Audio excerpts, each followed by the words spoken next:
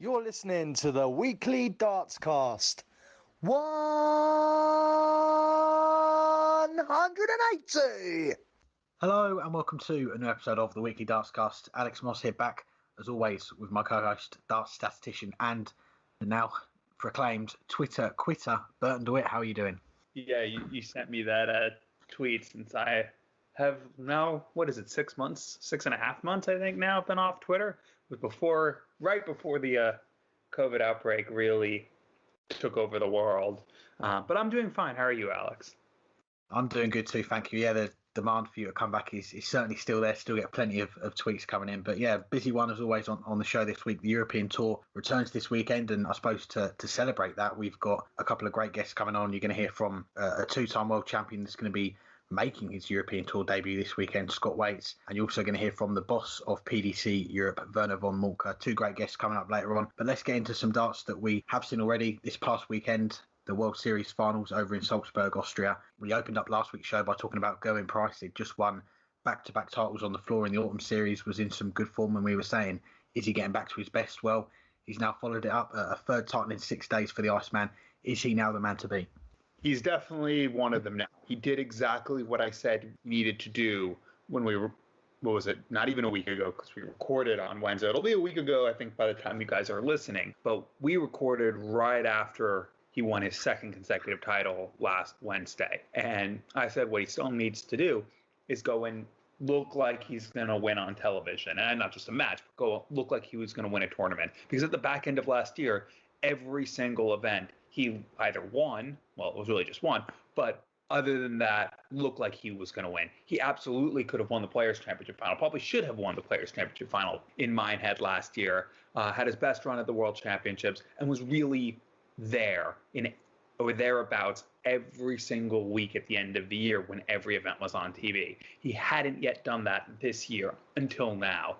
Winning this event, and not just winning it, but being the best player across his 4 matches, solidifies that he is back to where he was a year ago this time. And therefore, he is one of the men to beat. But Michael van Gerwen is still there. Yeah, he lost his first match, but he lost averaging nearly 103 to Glenn Durrant, who did the same. And then, of course, Peter Wright, who's the reigning world champion and lost averaging 108 against Gerwyn Price this weekend. So I think there's still 3 men to beat, just like there was a year ago.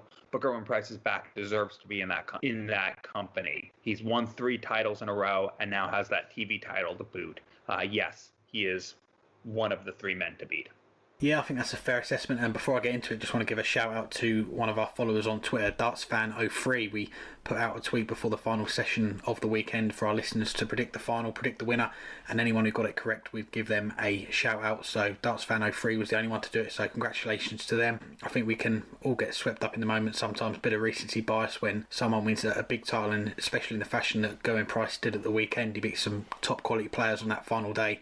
Nathan Aspinall 10-9 in the quarterfinals. Peter Wright, who was averaging 108, beat him in the semi-finals, and then coming from behind to beat Rob Cross 11-9. And people are saying that Gerwyn Price is the best player in the world at the moment, but I think we're in such a great position with darts at the moment, and we're going to come on to a question later on who could potentially be the world number 1 going into 2021, but there are just so many good players at that top level. You think Michael van Gerwen performed well in the only game that he played at the weekend against Glenn Durrant.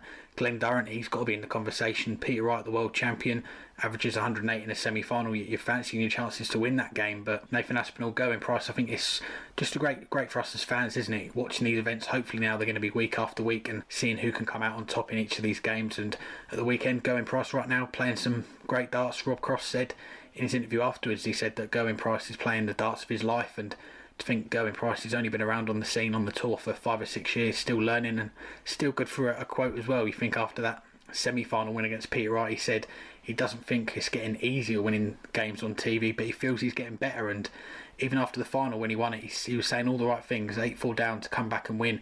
He said he's not the best player in the world, but he believes that his A game is better than anyone else's. And I don't think you can say that Gerwyn Price is the man to beat given the standard right now, but he is one of many players that you've got to beat to win these titles. As you mentioned, he came back against Rob Cross in the final for Rob Cross's first televised final since winning the European Championship last year, his second final overall, including a floor final this year. 8-4 up, but loses 11-9 after Price took 7 of the last 8 legs. How should Rob Cross reflect on his weekend? Yeah, it's a shame for Rob. He put himself in such a good position in that final, 8-4 up. We almost got ourselves a Rob Cross appreciation minute of the weekend, and which we all love. But I'm still going to give him one for this week, because you think back after the Premier League was eliminated, a lot of people saying that he was going to stay in. It was going to be Daryl Gurney that was going to be eliminated, and unfortunately for Rob, lost all 3 of his games after that restart. Went out first round in the World Match Play. The month before that, his title defence of that title ended in the first hurdle, when there's been a lot of question marks regarding Rob Cross, and he's come back well at the weekend. Okay, he's had a couple of ropey games. The first game played against Steve Beaton, who averaged 75, beat him 6-0, and even the semi-final against James Wade, both players averaging in the mid to high 80s. It's not one that you want to go back and watch if you missed it at the weekend, but I'll give Rob some props, really, because the other 2 games, the quarter-final, one of the most underrated games on TV this year, I think. We didn't quite have the 100-plus averages that we expect from these top players, but it was a really tight game, and Michael Smith was 8-6 down, pulls out 13 and 11 dart legs to make it 8-all. What does Rob Cross do?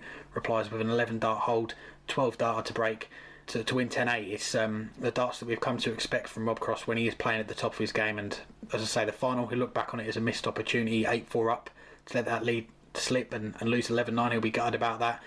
8 out of 12 on the doubles he was at that point when he had that big lead of 8-4, and I suppose from there that the scoring let him down a little bit. A combination of that and Gerwyn Price putting in some good legs to get back to it, and Rob only had 4 more darts at a double after that for the rest of the game, the odd dart here and there.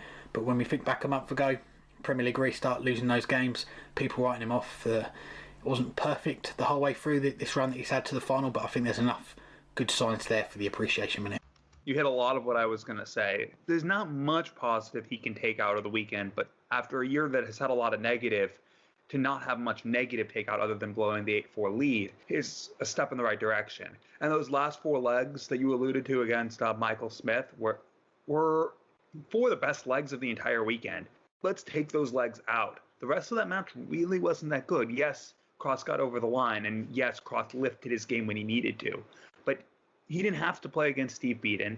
He didn't have to really play that much against James Wade and still got pushed. He didn't have to play that well for most of it against Michael Smith and still got pushed. And then he let an 8-4 lead slip away. And that, to some extent, is concerning because his entire season has been concerning. Getting relegated from the Premier League, having only made, in the first 18 Players' Championship events, only won his board 4 times. That is not the Rob Cross of old. If you look back in his first 3 seasons as a professional, from the first 18 Players' Championship events he played, he won his board 7 times his rookie year, 9 times his sophomore year, and 8 times his third year.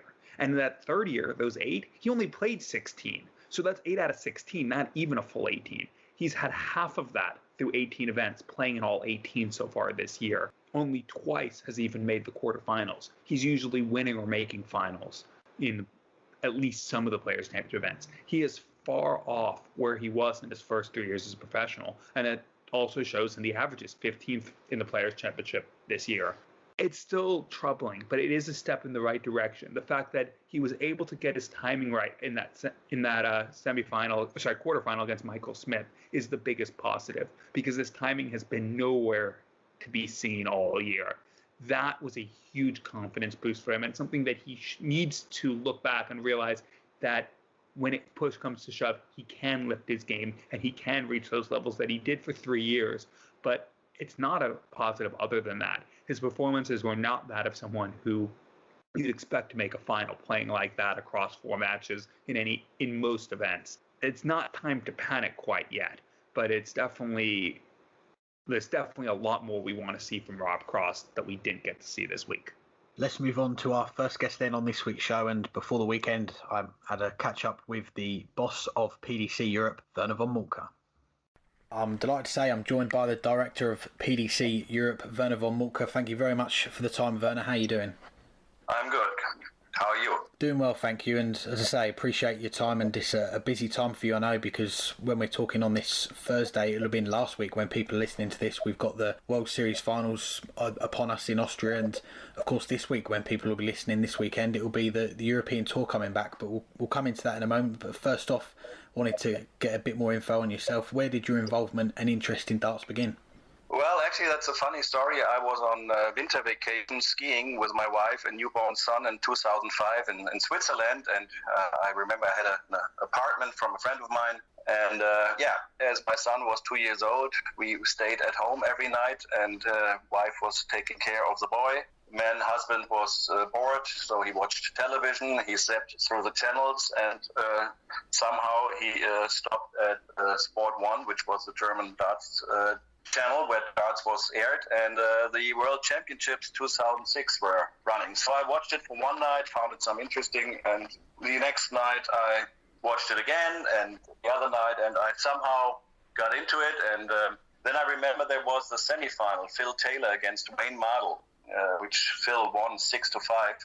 And this was a match that actually changed my life because at that night I decided this sport is so great. It has everything you need for great sport. So I want to do something with it. And at that night I decided that I need to have contact to Phil Taylor, that I need to bring him to Germany. And then it all started.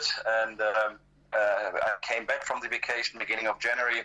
Found his manager at that time, Steve Motter, said via internet, they said, well, we are coming to Germany in the next days anyway, because German, weekly talk show also contacted him and invited him as a guest.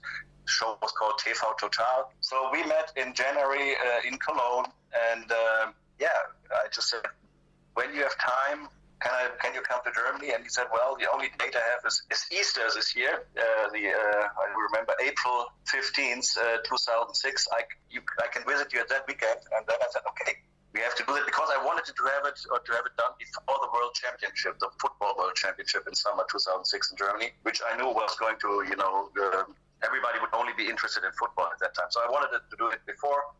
And we managed, and we did an exhibition. It was called Meet the Power here in Munich. From scratch, there was nothing. I had no idea how to plan such an event. I was totally surprised that I need so much boards, that all this preparation, I had no clue at all. But I said, I'm going to do it. I'm going to bring him here. And at the end, it worked out right, and was really a life changer for me. Yeah, definitely. And I suppose from those early days, getting those exhibitions on, a few years later, we see PDC Europe born in 2009, coming from, I believe, the German Darts Corporation, GDC. Talk to me about how that all came about, the birth of PDC Europe. Well, after that exhibition in 2006, I remember it was Sunday. I brought Phil to the airport to fly back to the UK. And during that drive, he said, do you know Barry Hearn? And to be honest, at that time, I didn't know who Barry Hearn was. And he said, well, you have to meet him. And I said, okay. And I met Barry April 20th, 5 days later, in Doncaster at the Premier League. And that was actually the kickoff when Barry said, okay, good, you want to do darts in Germany? Go for it. And the first 2 years, the territory was Germany, Austria, Switzerland, so German-speaking Europe. And then we founded the German Darts Corporation and started a series of tournaments in 2007, mainly for players. We didn't think about spectators at that time, and so we found the German Darts Corporation to implement a series of talented German players, which started quite well in the beginning. I remember the first tournament, I think we had over 400 participants, people who joined in, but it slowed down quite fast. After 3 or 2 tournaments, we only had 120 players. It was the average. So because most of the people, they saw it also on television, they also thought they were talented, but they recognized quite fast that their talent wasn't that big or that good. So they drove home, had 2 matches, lost twice first round, and it wasn't fun. It cost a lot of money, and you go back and you have to explain to your wife or girlfriend, whoever, well, it wasn't that good that time. Next time, but if you've done that 3 or 4 times, then people started, to stay away. So at the end, it was about 120 people who regularly came and who played the German Darts Championship, which was always won either by Merlin or Michael Rosenauer at that time. And as the boss of PDC Europe, you've been involved in the growth of PDC Darts in Europe for well over 10 years now. You've had a lot of success. There's been some big crowds on the European Tour, the Premier League nights that we see now as well, other tournaments on the TV as well. What would you say have been the biggest challenges on the way to getting where you are now? To be honest, I have to say something. I was always carried by the PDC. Okay, it's not a PDC Europe only success story. It's always that I was backed and supported, and to be honest, carried by the PDC. Milestones, of course, was meeting Barry Hearn, and having such a great partner who was giving face, who was giving support, who was actually subsidizing it also in the early years, and. That was the first thing. Then, of course, a milestone which implemented by the PDC was the first European Darts Championship in 2008 in Frankfurt at the Südbahnhof Frankfurt, and that was crazy times. Our first television tournament or TV tournament, as you say. And I remember the first night, Thursday night, we had about 20 people or 20 sold tickets, and. But everybody from PDC, also from ITV, was cool. We went outside, we invited some people in, gave them some free beers. And at the end, there were 50 or 60 people in the venue, spread on 4 or 5 tables. Cameras only took these 4 or 5 tables the whole evening. It was great. At home, you had the feeling it was really good. Had a really good spectator number. It was nearly sold out. It worked very well, and I learned at that tournament a lot about pragmatism of the English people and the PDC. That don't panic when something is not perfect, and they always found or are finding a practical solution because there's any challenges. But that was a great moment. Your first European Darts Championship in 2008. Then, of course, bringing the World Cup of Darts to Germany or to Europe. We played it also in other countries in 2010. Of course, Premier League 2018 was a milestone for us in a big venue, Mercedes-Benz Arena, Berlin. So these are probably the key milestones we had.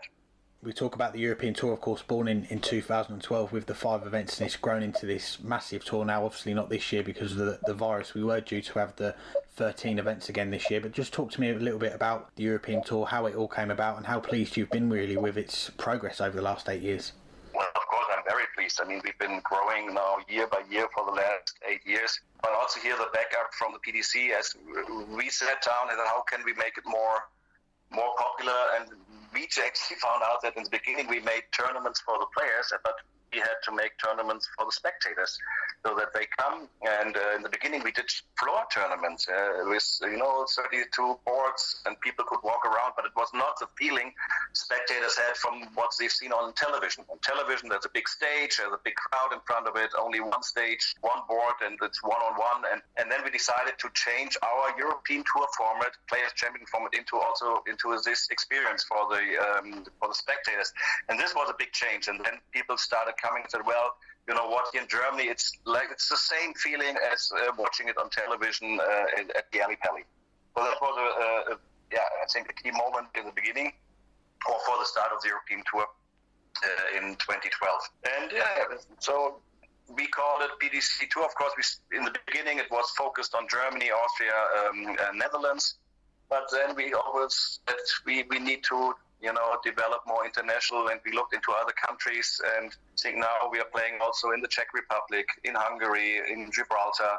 Other territories are to come, and so it's I'm quite pleased, and it's been a fun and successful ride in the last 8 years. Yeah, it's been great to see and great to follow it from this end. And the last few years we've seen, as you mentioned, the European Tour venture into new countries. The Czech Republic last year, of course this year you were due to debut in Hungary before the virus ruled that event out for this year at least. But how does the selection process work for moving into new markets, moving into new countries? I imagine there's a lot of research which goes into it. Well, yeah, it's a lot of research, but it's not rocket science. At the beginning, of course, TV presence or TV coverage in such countries is always a key factor. This is done by the PDC, by Metro, by Barry Hearn. He sells the TV rights into the different territories and markets, and once a TV channel bought the rights, it's always a big help for us because it shows there is some interest, there is something moving, because they have done their own local or regional market research. And this is the key thing is always TV. On the other hand, of course, talented players. That also helps when the players develop, like here we have Karel Sedlacek from Czech Republic, or other players, Krzysztof Ratajski from Poland. Such developments, of course, help. If Krzysztof Ratajski wins the World Championship, I think it would be a massive boom, and it would certainly help staging darts tournaments also in Poland. Okay, so yeah, and of course, existing darts communities also help. But the main I would say main factors is TV. Is there a TV channel who airs darts, and secondly, afterward, is there talented players in this country. Brings us nicely on to my next question, and it's a question that we often get asked on the show by our listeners. Where would we like to see the European Tour go next? Is there, I know it's probably difficult at the moment given things that are going on, but are there any other countries on your radar at the moment that you want to get to for future events? Well, PDC, of course, has to answer this on a global stage, and I think they are looking into Asia and Pacific Rim probably, and other countries. North America. I'm only Central Europe.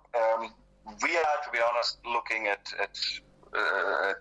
Eastern Europe. There's a development there. There's a movement there, and Poland could be a potential country. We are talking to people there. Eastern Europe on the one hand, on the other hand, Southern Europe, mainly Spain and Portugal, where there is interest, where there is talent. Where we are looking at partners, where we have also some partners already. So these are probably the next candidates, let's put it that way. And finally, where there's no darts at all, it's in France, our neighbor country. I think in the last, I don't know, I'm doing darts now here for 14 years. We haven't sold one ticket yet to France. It's crazy. And there is an existing soft tip darts community in France, no joke. There are big soft tip tournaments in Arcachon and other, but somehow they ignore the PDC or professional steel darts in any way. But yeah, it worked without them also.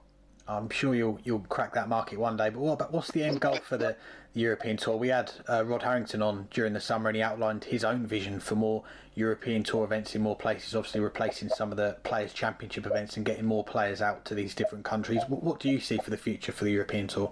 Well, quite similar to what Rod Harrington said, and at the end of the day, it's the PDC, it's the PDC board, it's Barry Hearn who gives the strategy. I mean, we talk with them, we make proposals, we maybe somehow consult them, but at the end of the day, it all has to fit into the overall strategy of the PDC.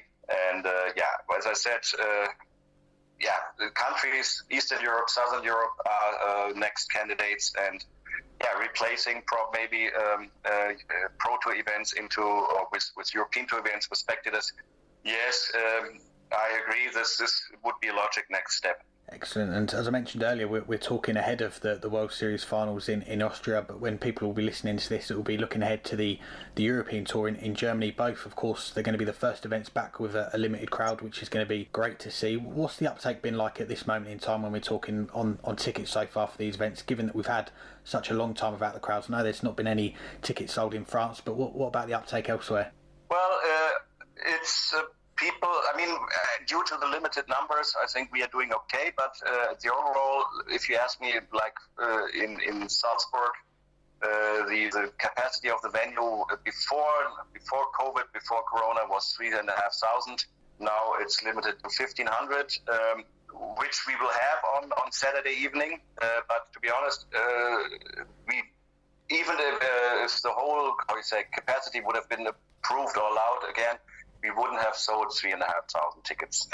People are a little, not everybody, but overall, there is, of course, some reservations, some people feel a little unsure. Others say, well, it's great, we want to do that, but in overall, of course, people are a little more, waiting for developments but anyhow, but the people who will come, we get a great support also from the spectators that bought tickets and are not coming, or they said also, well, you know what, it's fine, we come next year.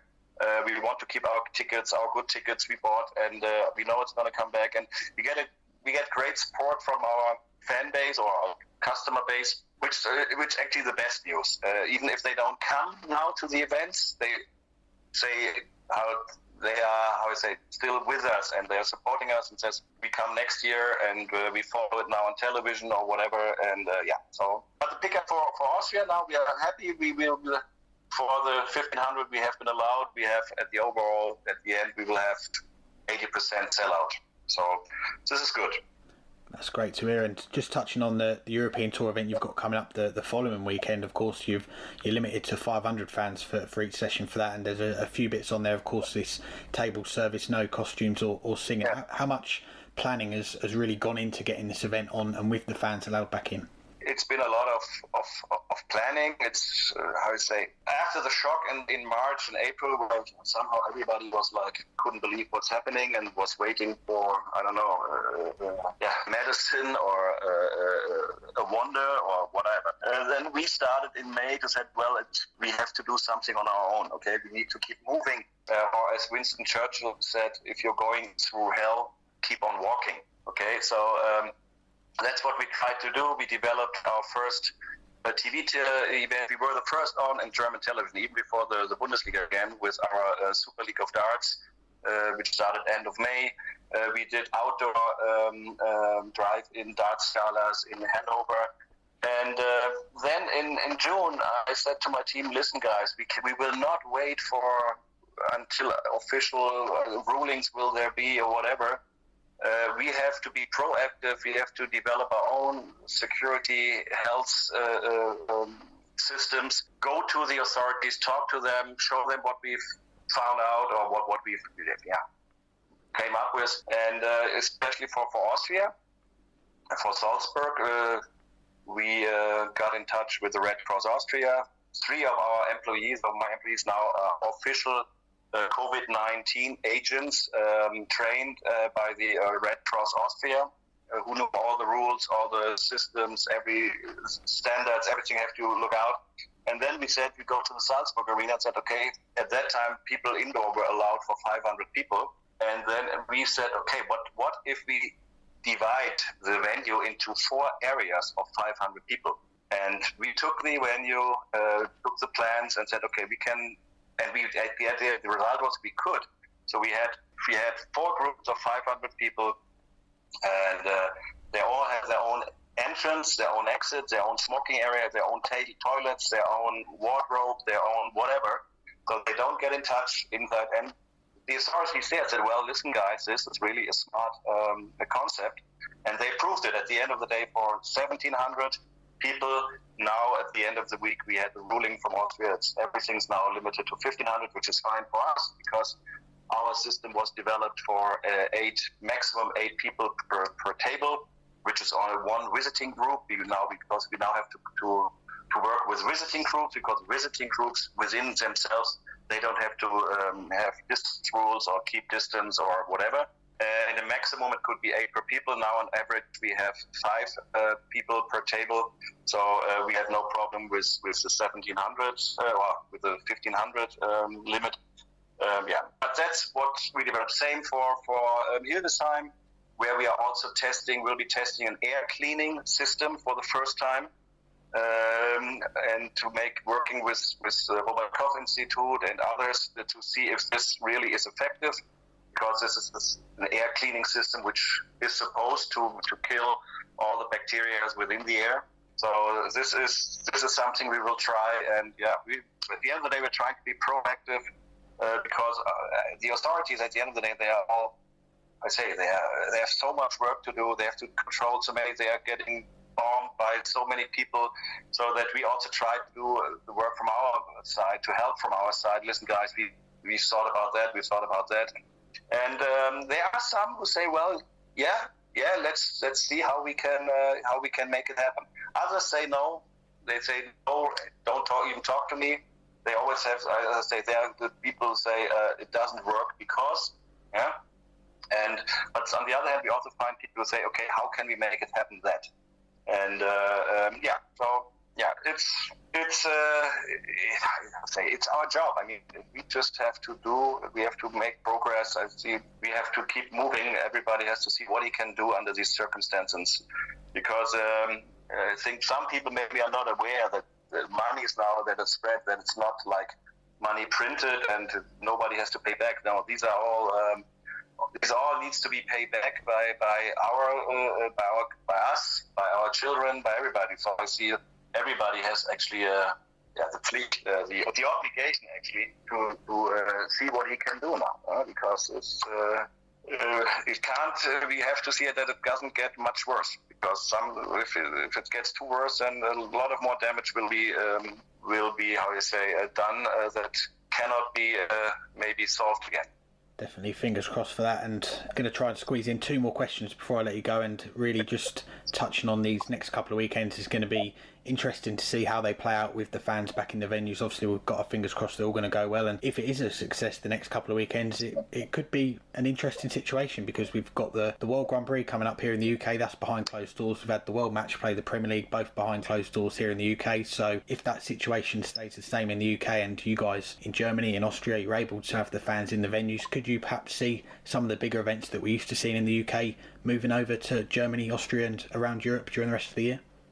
To be honest, at present I don't, but at the end of the day, that's a PDC decision. If PDC wants to do that, then we of course will be ready to execute their plans. But my personal opinion at present is no, and especially as the bigger the tournaments are, the more traditional, like the World Championship or the World Match Play, they will not move. It's like you can't play Wimbledon somewhere else. Okay, so same for these tournaments. My personal opinion, but it's at the end of the day, it's a PDC decision, and we are their partners. We are their executing partners. Whatever they want to do in Europe, we will be there and try to do it. Fair enough. And just lastly, really, a lot of focus will be on the next couple of weekends for you guys, but looking ahead, you've got the European Championship penciled in for the end of October, start of November in Dortmund. You're hoping to put on 2 more European Tour events, I'm assuming, before that tournament takes place. Is there any news, anything you can tell us about those 3 events? Yes. Well, our plan is to execute the European Darts Championship. At present, we have 3 alternatives where we could stage it, which we will discuss with the PDC, with Matthew Porter this weekend in Salzburg. Probably will come out next weekend with a plan or with a venue where we want to stage it. We will put on at least two more European Tour events before that as qualification mode. We will also announce within the next 10 days. Yes, that's our plan. Of course, as you know, everything is under challenge or whatever that it can be. If anything changes or there will be a breakout somewhere near these areas that events need to be cancelled, or which we plan now as a backup scenario will be played behind closed doors. Well, Werner, I really appreciate you taking out so much of your time to have a chat with us, and well done on a tremendous job that you've done in getting these events on over the next couple of weekends, and wish you all the best for them and all the rest of the ones that you've got coming up during the rest of the year as well. Thank you very much, and it was a pleasure talking to you.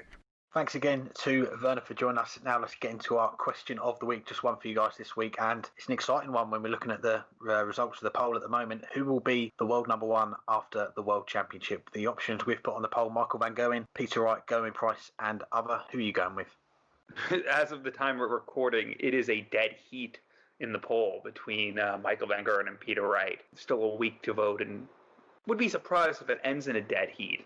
But to be fair, it's basically a dead heat between them right now overall. 500 pounds separate the two in the race to be world number 1 after the World Championships, because Michael van Gerwen, of course, will be defending his world title money from what is almost 2 years ago now, while Peter Wright went out first match that time. So the ball's in Peter Wright's court, but it's also in Michael van Gerwen's, because all he has to do is outperform Peter Wright. And for the better part of 7 years, that's what he has done over an extended period of time. That said, Michael Van Gerwen isn't playing like he has over those 7 years. Peter Wright, okay, didn't have the best of weekends. He lost in the quarterfinals, but he averaged 108 in that match. Sorry, semifinals, but he averaged 108 in that match. His lowest average was still over the ton. That's not too bad for a weekend where you say he could have done a little bit better. I think Peter Wright is playing better than Michael Van Gerwen right now, and it's definitely playing more consistent than Michael Van Gerwen right now. You mentioned earlier the recency bias. That obviously goes in for Gerwen Price. He has a little bit more ground to make up, but if any of these three win the World Championships, they're most likely going to end the year number one. Gerwen Price, maybe not if he has to beat Van Gerwen in the final, or one of Wright or Van Gerwen win a couple other TV events. But there's a lot to play for. But I think Peter Wright's just playing that little bit better. I think he is the most likely of those three to win the World Championship. That's not to say that I think he is going to win the World Championship, but he is the most likely of those three. And therefore, I'm going to say he's the most likely of the three to end the year or end the season as the world number one. It's a very interesting topic at the moment, and there's a lot of darts to be played, isn't there, before we get to the end of the World Championship sometime early January. We're not quite sure on the dates for that one yet, but we're used to having this busy end to the year. The last 3 months of the season, we have the World Grand Prix, Grand Slam, European Championship, the Players' Championship finals, then leading into the World Championship. So there's a lot of money to play for, and you look at the rankings right now. Michael Van Gerwen, he's on £1,500,000 plus, and at the moment, when you look at it like that, there's a big gap. But as you say, in terms of defending money, Peter Wright, aside from defending the World Grand Prix final from 2 years ago, he had a pretty disappointing last 3 months of the 2018 season. You mentioned he went out early in the World Championship to, I believe that was the year he lost to Tony Alcinas, but there was a few other tournaments there, some big tournaments when he didn't really do much. Michael won the World Grand Prix, won the World Championship. I think he had a semi-final and a final in there as well. Gerwen Price, that was the year he won his first Grand Slam, so he's defending a major title, and for that reason, and considering how well he's playing at the moment, Peter Wright's probably got to be a decent bet to get that. And okay, there's a lot of events to play, but he's got a brilliant opportunity. It's tough to get to that number one spot when you've got the 2 year rolling list, and players don't have to defend money for almost, coming up to that 2 years later, so they can get right high up the rankings if they win the right events. But Peter Wright, he's been pushing for a while, and I'll give a signpost, if you like, to a chat that I had with Peter 5 years ago coming up to now. We put it out on this feed during the lockdown when I had a sit-down chat with him, and he said towards the end of it, I'm going to get to number one in the world. I'm pushing Michael, and I can't wait to overtake him. Well, we're getting close to 5 years since that conversation, and this is probably the closest that he's ever got, and perhaps it could be the closest he's ever going to get to being world number one. The form he's in at the moment, this is the chance to do it. So if he can pick up a couple of big titles between now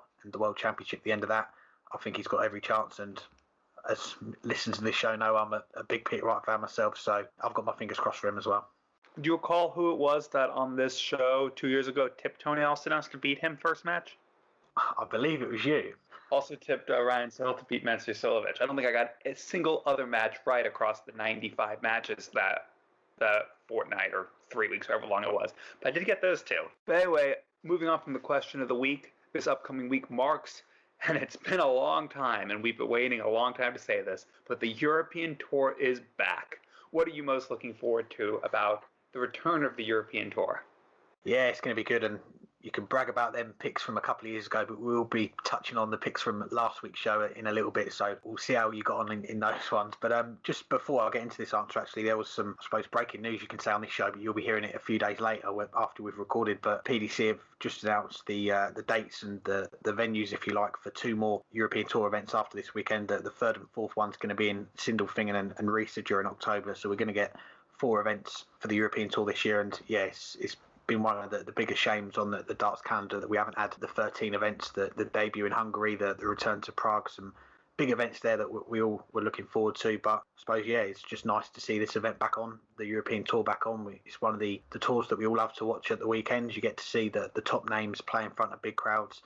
But on the flip side as well, you get to see some players that come through those qualifiers, the tour card qualifiers behind closed doors, and get that chance to play on the big stage. And it's a quicker route for some of these players to get on the big stage, get in front of the cameras before they make their TV debuts or get into those TV events. So I'm looking forward to that respect, seeing some players lower down the rankings get that chance again. Also, though, I've got to give a shout out to a few players that have come through that tour card qualifier, but you'd probably put them in that top 16 in the world. I know it's not the top 16 in the world, it's the Pro Tour top 16, but you look at the likes of Michael Smith, Devin Peterson, Danny Noppert, these are players that have qualified and going to be playing in that first round on Friday, and depending on how the draw comes out, they could get one of the big boys in the second round. Scott Waits as well, one of our guests you're going to hear from in a moment. He's making his debut. That'll be good to see a former world champion play on that big stage, European Tour stage, for the first time. And we've also got to give a mention as well, this is the last event before the cut-off of the World Grand Prix. So there's a few players in there that are currently in there, I think 14th and 15th spot, that are in there, but perhaps they might need to pick up a win or two at the weekend just to make sure that they're in, because there's a few players underneath that if they have a decent run, they could nick those last couple of spots. And one of them, of course, Merlin King, he's qualified for the World Grand Prix for the last 13 years, and there's a couple of players that have had long runs that are missing out this year already. We know Simon Whitlock, Steve Beaton, they're not going to be involved. Merlin King, hoping that he doesn't add his name to the list, and I think he probably needs one win, possibly two, to get in there. So that's going to be an interesting watch to see which players can get into that field for the World Grand Prix in Coventry. Yeah, exactly. And another one that you didn't mention, because, and this is, how often does this happen? But because of the fact that the cutoff for this event was 6-7 months ago now, one of the seeded players needs to win his first round match to get to the World Grand Prix, and Johnny Clayton. Well, sorry, not his first round match, his second round match, but his first match. Johnny Clayton, he's the number 13 seed in this. And yet, if he loses that first match, will not be in the World Grand Prix because he's fallen out of the top 32 of the Pro Tour Order of Merit altogether in the interim.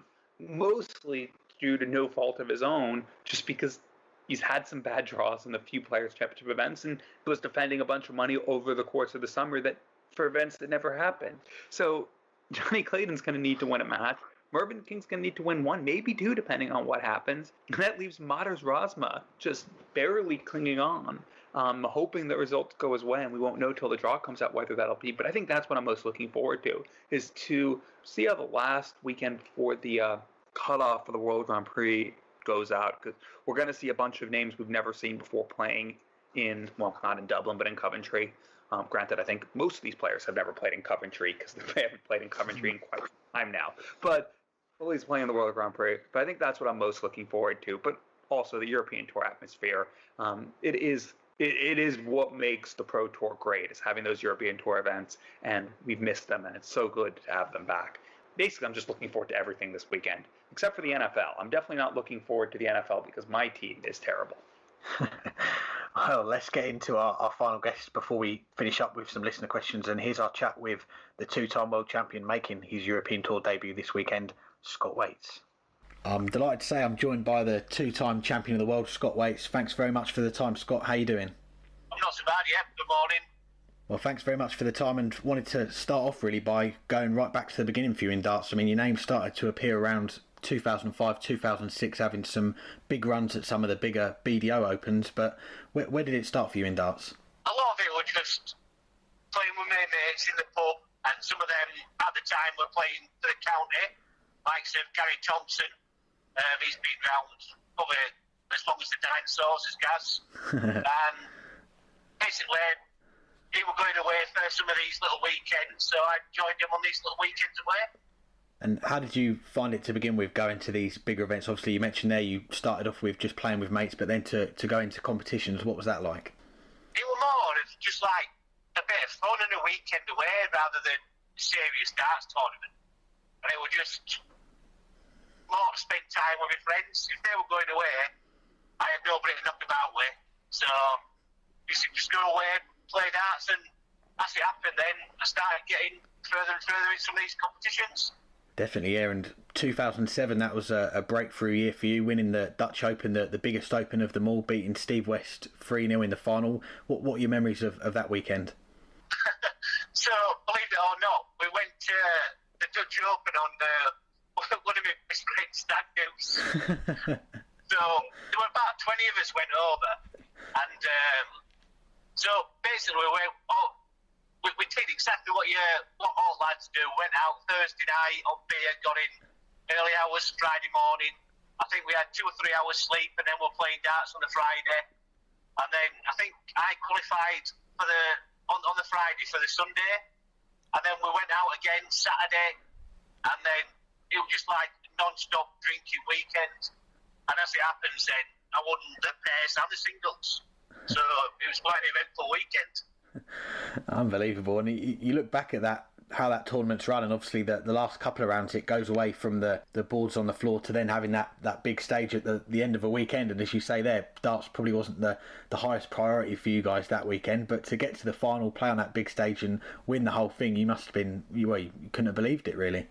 Yeah, to be honest, the VIP room and everything, I've never been in a VIP room until that weekend, and I was only allowed me and another guest in. So I took my pairs partner Gary Thompson in, but we must have spent 20 minutes in the VIP room and then went back onto the main floor and in the main bars and never really used it so much. But that was one of them. You saw all the dart players that you used to see on TV and everything, and as a kid growing up, you idolised most of them.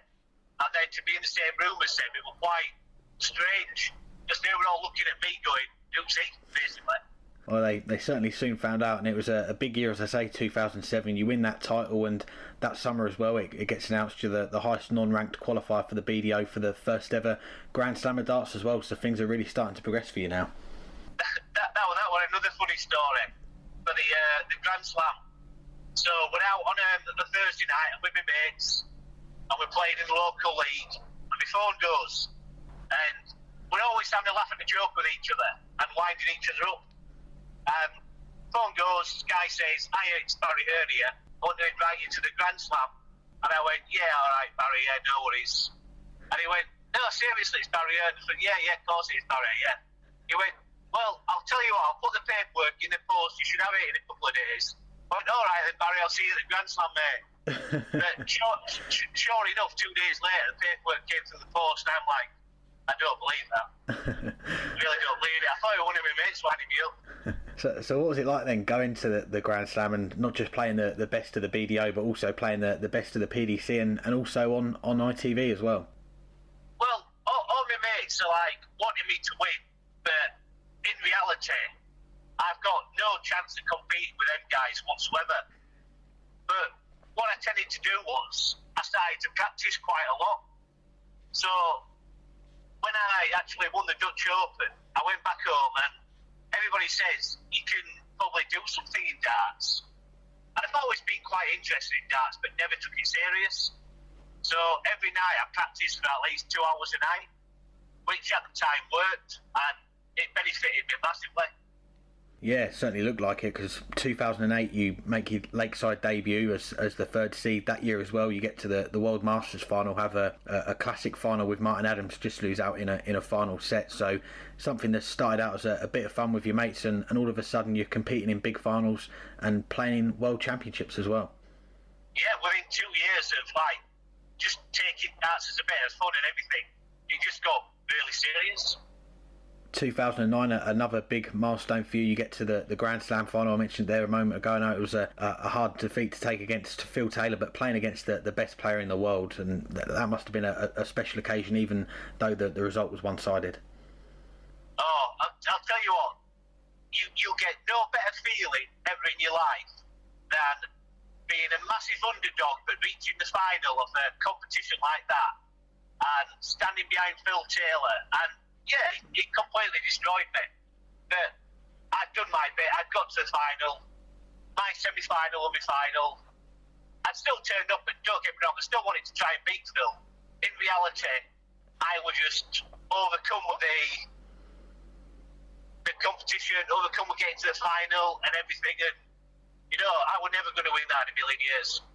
But 12 months later, you do become the Grand Slam champion, and an unbelievable final, 8-0 down against James Wade to come back and win it 16-12. What are your memories of that? I mean, it's almost 10 years ago now. Yeah. Loads of people still watch that and tell me they've seen the game and they can't believe that I were 8-0 down. It was so close them first 8 legs. It was just like we're both down to a double. But I just didn't hit them, and James did. And then I was just thinking to myself, God, just try and get more than 2 legs, because I only got 2 last year. And as luck happens to have it, then I started hitting my doubles, and James didn't. And then I started clawing a few legs back, and then I think I went into the break something like, I think it was 11-9 at one point, and I turned around looking at my dad. My dad's going, "You've got him, you've got him, you've got him. Just get out there, you've got him, you've got him." And I'm like, well, I don't know, I think I'm coming back, but obviously you can't take anything for granted. And obviously you go on to win some big titles after that, but that first one, I suppose, winning the Grand Slam and the way you did it as well, to come back from such a big deficit against James Wade, what's the emotion like when that double goes in and you are the Grand Slam champion? All I was thinking was, I remember, I think it was 32 that year, and I think I hit it with my second dart. And all I was thinking was, just keep your arms straight, arms steady, breathe. And there's a lot of emotions that go through your head. But sometimes when you let go of your dart, you know it's going to go in. And that was one of the moments when I knew that dart was going to go into the double 16. I knew it was going to go in. And then it's like complete relief. It's like you've done it. You've completely done it. And that's another emotion that unless you actually get there, you'll never ever realise. What's the reaction like among the players and everyone at the BDO? Because this is still very early on in the Grand Slam. I think it's the third or fourth year. You've got to a couple of finals. You've won it as a BDO player as well. What was the reaction like on that side of darts? We never ever thought that anybody from the BDO would be able to come over to the PDC and compete, especially in the Grand Slam. I mean, it's proved it in the years gone by. But everybody were really congratulated and everything else. But it's one of them tournaments. It's so hard. You've got the elite of both sides of the court playing against each other. And the problem with the BDO lads was that we've never got as much TV coverage as what the PDC lads got. So we've never got the stage practice either. They were always on TV, always on the big stage. And the BDO lads weren't. And I think that for darts, for the BDO lads, was a massive disadvantage. Definitely, and as I say, it's almost 10 years since you won that Grand Slam title, and 10 years on, you now are a PDC player. You're on the tour, you've got your tour card, but back then, was there any chance, did you ever come close to making that switch back then to the PDC? I was still going out. I've always been one. I like my bills to be paid every month. And I felt that if I went to the PDC and didn't make it, who were going to pay my bills? So I didn't have enough money saved up to be able to support myself for even 12 months of the PDC. Even though I'd won like the Grand Slam of darts, I didn't have that money spare. I paid some of my mortgage off, and by the time you pay your tax off it anyway, there's not a lot left. So I didn't feel that I could support my family at the time. So that's why I never did the initial jump. I mean, maybe looking back, maybe you should think, well, should have just given it a go. Maybe I'd be in a different situation now. That's fair enough, and I suppose so as well. When you look back at what the titles that you've been able to win in amongst those 10 years since, of course, you've become a two-time world champion. You've won a world master, so you've won the big titles that are up for grabs on the BDO that have got a lot of history and prestige behind them. So when you look back, do you think it probably was a good decision? I've been able to still pick up some big titles.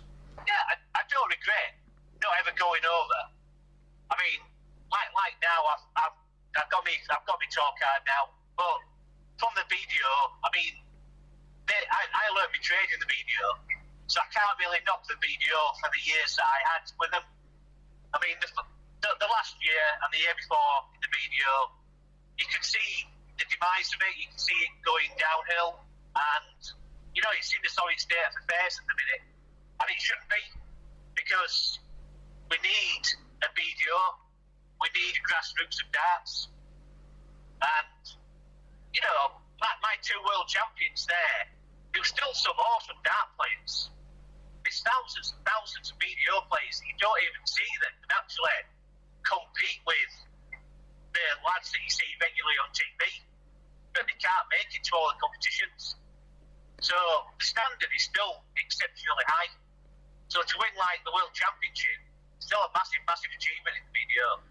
Definitely, and we come on to the last couple of years, start of 2019, you get to your third world final, unfortunately losing out to Glenn Durrant in the final, but a lot of the headlines after that week were Glenn going to Q School, but also yourself going to Q School as well. Yeah, I had to go, and I didn't play very well in Q School in 2019, to be honest. It was just not going to be my year. So sometimes you just got to just take it. Darts. Sometimes on the day you can beat anybody, and sometimes on the day you can lose to anybody. And 2019 wasn't my year for darts. Yeah, and a year's a long time in darts, and towards the end of that year, of course, you get to the World Masters final. Start of this year, another World Championship quarter-final, and you give it another go, and this time around you come through, you get your tour card, and on that final day, a lot of close games, 5-3s, 5-4s, but in the final game, a 5-0 against a very talented young player, Keane Barry. Oh, yeah. I mean, I played Keane as well one of the other days, and I beat Keane then. So I was quietly confident about just beating him again, because he was more worried. He came off after the first game, told me he was worried about playing me. So to get him in the last game, to get my tour card, was quite good. But you can't take that for granted. You've still got to get up there, concentrate, and hope your darts are a bit better than his. But as it happens, winning the tour card, absolutely fantastic. But then we had probably 2 months of proper darts, and we got hit with the coronavirus, and we are where we are now. Yeah, it's been a very strange year to have your first year on the PDC tour. And I remember just before the virus, or just when it came in, you spoke to someone else and you said about that you'd quit your job and you were going to go full time with the darts. Is that still the case, or have you gone back to doing some work given the circumstances right now? I hadn't been noticing when I won my tour card, and I basically weren't been noticed up to the end of March, and so they could find somebody to replace me as well in my job. And then I left on the 31st of March. And then 2 weeks later, the country's in basic lockdown. There's no darts going ahead. And I'm stuck in the middle of nowhere then. I've got no job. I've got nothing. I've got no income whatsoever. What's that been like then? Because I know we've just started to see events come back. We had a week of events in July, and we've just got off the back of the autumn series you're going to be playing this weekend. We'll touch on in a moment. But what was that like then? That 4 months when you literally had nothing. It's difficult. You don't know what to do. I had to go basically to me ex-company, cap in hand, to see if they furloughed me.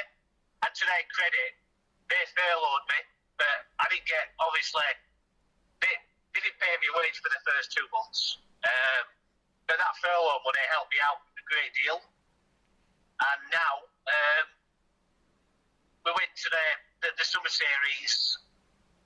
But my problem is that I've got my daughter 4 days a week, Monday to Thursday. So it's difficult finding somebody to help me out to look after her, because I'm a single parent. So the summer series and like the autumn series, they don't really suit me at the minute. It's so difficult trying to arrange the home life around the darts at the minute, whereas before it was ideal because I don't have my daughter on a weekend. So when darts gets back to normality, my life's perfect then. Excellent. Fingers crossed that's sooner rather than later. And I suppose this weekend then that will work out nicely for you, because we've got the European Tour back, an event that you qualified for back in around February, March time. So it's been a long time coming for you to make that European Tour debut this weekend. It has, yeah. To be honest, I'm really looking forward to this weekend. There's a lot of travelling involved though at the minute, because we're struggling to get direct flights, so we're basically flying to Frankfurt, where we went last week, and we're trading it to Hildesheim. But there's not a lot more you can do. So it's just a bit of a struggle, but you've just got to overcome these little hurdles that are in your way, and just hope I have a good weekend. Yeah, fingers crossed. And after this weekend, then what does the rest of 2020 look like? I know there's not a lot of things that have been announced, but I think you qualified for another of the European Tour events, and we're hoping to see another stretch of Pro Tour events as well. So what does the last few months look like for you at the moment? Yeah, well, I'm really hoping that yeah, I've got another European Tour event, so I qualified for Euro Tour 3. And I missed out by one leg qualifying for Euro Tour 4. In the autumn series in Germany, I was really happy how my darts were going. I just lost out on the odd leg in a few games, so, you know, I've got no complaints at the minute. I'm just, like I say, I just want some normality in my life. I just want to get back to, we're playing darts this weekend, Friday, Saturday, Sunday, or something like that, and then got my daughter through the week, and then it's easy, rather than trying to juggle darts and my family life and everything else at the minute, because it's quite difficult to do. Definitely. Well, hopefully we'll see that happen sooner rather than later. Scott, really appreciate you taking out some time to have a chat with us, and wish you all the best this weekend. Safe travels over to Hildesheim, and hopefully it's a good weekend for you. All right, thank you very much. Cheers then. Thanks again to Scott for joining us, and we'll come into some listener questions in a moment. But just a word on our sponsors, Low Six, who of course present this show every week. And we had a couple of contests over the weekend. On the Friday, we had a £35 contest for you guys, a free contest, and Pearsy winning that one. Congratulations to him. On the Sunday, we had another free one, £20 going to the winner, and the pot was split between Neil 180 and Gunsy 516. So congratulations to those people. Best of luck if you're playing this weekend. Hopefully we'll have a contest or two during the European Tour event. We should also, though, give a mention to our picks that we made on the show last week, and we picked out the top 4 games in the bracket on the first round.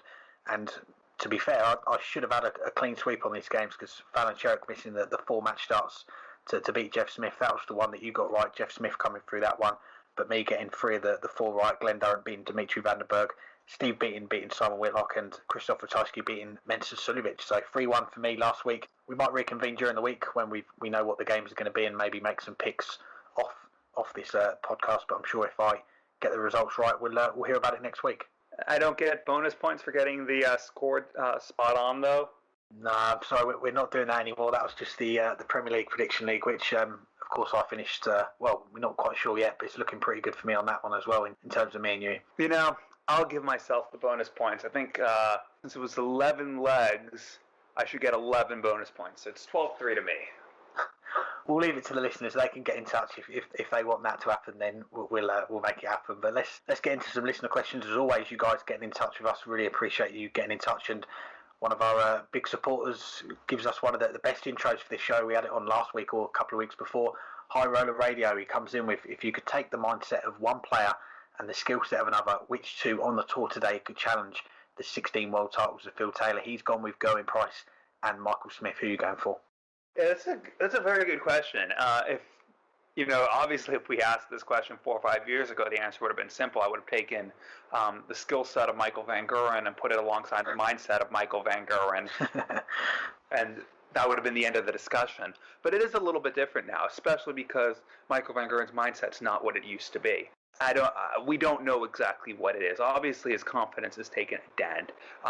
Whether his motivation has as well, we don't know. Only he knows that.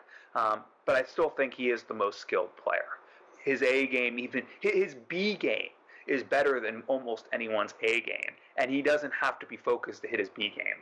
At least doesn't have to be that focused. So I'm going to take his skill set. Mindset, I think I'm leaning to agree on Gerwyn Price there. But there are a few others. There are a few others who really who don't have that same skill, but you're going to get every last bit of them every single match. And it's a tough question, because there are quite a few players like that on tour. I'll let you answer, and then I'll try to come up with a name from further down the rankings. But I think I'm going to agree right now. I'm going to go Gerwyn Price and Michael van Gerwen. Yeah, this was a great question. Had to put this one in there. We don't often get questions like this, but it does make us think a little bit, doesn't it? And I was trying to put together who I would put. And I know we've spoken on this show as well about the top players. There's a lot of them at the moment. Would I put Michael van Gerwen as ability? I think I probably would. I don't think I'd put him with the mindset side of it at the moment, given what we've seen over the last couple of months. Perhaps maybe a Gerwyn Price and a Peter Wright as the mindset. You think Peter Wright, the amount of setbacks that he's had in his career, the amount of final defeats that he's had, and he's been able to come back and not just win the World Championship, but beat the player that's given him so many of those tough times on the hockey, those tough defeats that he's had over the years. So perhaps I might go with Peter Wright for the mindset, but also you could give a shout to Gerwyn Price, the way that he's develop that mindset. And okay, maybe some of it has in part come from that background playing other sports. Like, of course, we know he played the rugby before he went into the darts. He's brought that forward into the darts, and he's really developing into one of those top players. And that, as I mentioned earlier, the comments he was coming out with after he won the title, that he doesn't give up anymore, even if he's one leg from losing, he's not going to give up. And that is the sort of mindset that you need. So I'd probably give it to those between those two, Piet Wright and Gerwyn Price, for the mindset. But ability-wise, as you say, I think that's still got to go to MVG at the moment. Thanks for that question. It is a difficult question, and please tweet us if you guys have your own thoughts. I think that's a good one. I'd like to hear what other people have to say about that. Move on to our second question of the week. This one comes from Daniel Perbutz, and apologies if I mispronounced your name. Let me rephrase that. Apologies that I almost certainly mispronounced. And this is looking back to this past weekend at the World Series Finals. What did you think of the camera angles and the lighting at the event? And according to Daniel, had a feeling of a European Tour event all weekend. Yeah, it did look a little different, and I don't know if this is 100% correct, or I haven't actually asked anyone this, but I'm just basing it on the fact that the coverage that we had here in the UK, of course, and we spoke to Chris Mason last week, and he was saying about that their broadcast, they're not going to be heading over to Austria, they're going to be in the studio in London. So you had the presenter Jackie Oatley and Chris and Alan Moore and a little, and the commentators all over in London in that studio. None of them did the travelling. Perhaps maybe none of the camera crew did the travelling either, and they just decided to use PDC Europe, the people that do the European Tour weekends, to whoever was closer, obviously, to do those. So maybe that's what they did. They just used the guys from PDC Europe, and that was maybe why I had that feeling of the European Tour. But yeah, I liked it as well. There's some good camera angles. The over-the-shoulder shot that you could see sometimes during the first start, it was always good, and it's always good to see that full-on angle as well from the side, seeing the players throw, which we don't often see on the bigger broadcasts like your Sky. So that was good to see as well. Yeah, you mentioned that over-the-shoulder one, which I don't even think we see that much on the European Tour. I really enjoyed that. I thought that was a good angle, and one thing, I don't think we've ever talked about camera angles before on the show, but one thing that if we were to talk about, I've always thought mixing up the camera angles more is something that I would like to see. And we do get a few good ones on the European Tour, the close-up right of the board, which you also have seen a bit on the BDO side, back when the BDO existed. But I think mixing up camera angles more often is something that I would like to see, and I thought that was a good thing from the production this past weekend. But yeah, this did have a bit of a European Tour feel, but I think it was also because it was a bit of a European Tour event. Okay, it was a televised event, and it was half the size of it, but it was spread out across 3 days. It was played in Europe on the continent. It had a much more subdued crowd because of the COVID restrictions, both in terms of the number and in the fact that the fans were told not to be singing and not to be as rowdy as normal. But it did have, other than that, it did look like a European Tour event, but that's to be expected. But back to those camera angles, I wish we do see more of that and more variety in the camera angles to mix up the broadcast a bit and to give us a different perspective. Final question then for this week, and it comes in from our good friend of the show, Lendl, of course, at FDI_index, who says, who to keep an eye out for during the Development Tour Series this weekend, and who are the favourites to get to the World Youth Championship final? Yeah, we talked a little bit off air before we recorded about this question, and it's a really difficult one to answer right now because we haven't had a Development Tour weekend now in 7 months. Almost 7 months, I should say. And that one was played in Hildesheim in Germany, which means, okay, most now of the top youth players do travel to those. But a lot of them that would have otherwise gone and played the Development Tour skipped that weekend. And a few people would have also skipped it due to the fact that we were starting now to have some COVID outbreaks, not necessarily in Germany, but in the continent, especially in Italy and Spain by late February. So we haven't had a real a Development Tour weekend yet this year. So we don't know what form any of these players, other than those that also have tour cards, are in. So I really don't have an answer for this. I'm excited for the Development Tour to get going, and I will be following the results across all 3 days, 6 events, as opposed to the normal 4 events across 2 days this weekend. But I really don't have an answer to this because I just don't know. Yeah, it is a really hard one, and it's been such a long break. But I think for the guys that are going to be playing this weekend, and if there's any young ladies players playing as well, I think they're all just going to be happy to be playing again, because aside from the PDC, and if you've got a tour card, there's really been nothing for these guys and young ladies, as I say, to play. So it's going to be great for them to get a chance to play this weekend. And given that this event is taking place in the UK, there's been a lot of talk in the media over the last week or so about there being a second wave, a second lockdown, and perhaps this event may be falling by the wayside. But as we're talking on this Monday evening here in the UK, it seems all systems go. So fingers crossed these events do go ahead. I'm sure, as we've seen with all the PDC events, they've been run safely so far, so expecting nothing less than that. But a couple of players, I mean, yeah, as you say, it's going to be difficult to pick anyone, but based on the form from 6 or so months ago. But you look at the player that is top of that list at the moment, and gave him a couple of mentions on the show recently, Ryan Meikle, who, aside from playing some good darts recently, is also trying to get your title of Strava King. He did a 60-mile bike ride I saw yesterday on Strava, which is some going, but he's been also playing some good darts, so I'll give him a mention. And I think he's round about that age now as well, 23, 24, where this could be his last chance to get to a World Youth Championship final and win that title. So I'll give him a mention. Ted Everts as well, I believe he'll be playing this weekend and playing in the World Youth. Of course, this could be one of his last chances as well. He's a similar age.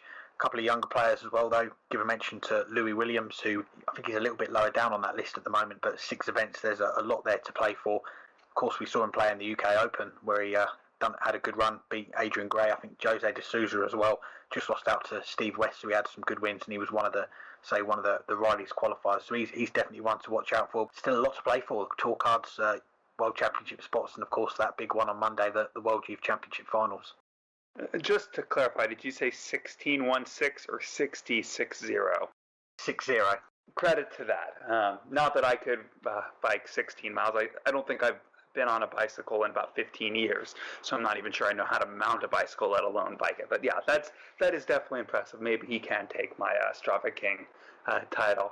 But anything else for this week? As always, got to say a big thank you to our guest, Verna, who we spoke to last week for this week's show. Thanks very much. He was very gracious with his time. Scott Waits as well. Chatted to him early this week, so thanks very much for both of them for joining us. Thanks everyone for listening. Of course, as always, if you want to get involved on the Low6 app, get involved with our sponsors, who we always appreciate their support. Do download the Low6 app to play. It's 18 plus, UK residents only. T&Cs apply. Please gamble responsibly and begambleaware.org to find out more information about that. So good luck to anyone who's going to be playing, and enjoy the darts this weekend. And I'm sure we'll be back to look back at it all, look back at the development tour, the World Youth Championship, and hopefully we'll have a few guests that might have been involved in it as well to chat to. Yes, indeed. And as I say every week, let us know if there's anyone you want on or anything that you want us to discuss. Very happy that we're getting some really good questions in each week from you guys, getting good suggestions, responding to our polls, questions of the week. What was it? As of the time of recording, we already had nearly 300 votes in that poll, and it's still going to be open for another week. Let us know what you want, other than asking me to come back to Twitter. That one is still a no. I think I won't use the language that Chris Mason used about it during the coverage this weekend, but I'm happy off of it, at least for now. But thank you guys as we wrap up in the next couple months our 4th season. I can't believe that, and get closer to magical episode number 180. We're only at 166 right now, 167 next week. Hang tight until then.